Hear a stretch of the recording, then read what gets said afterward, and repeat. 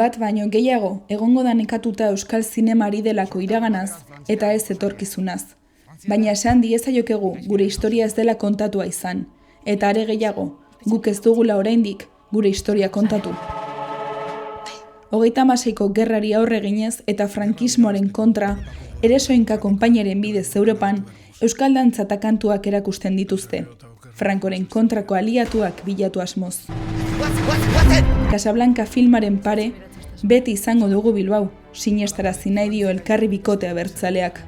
Gerraren erdian, maitasun istorioak are indartsuagoak direla ikusten dugu, baina galtzaileak beti dira berdinak.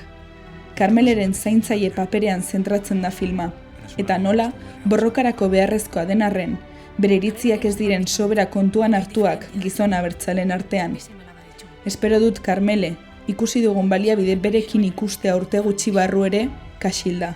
Eta alba da, Jon Azpiurri izan dadila gure miliziana. Kritika osoa irakur dezakezue, Irutxuluko hitzaren webgunean.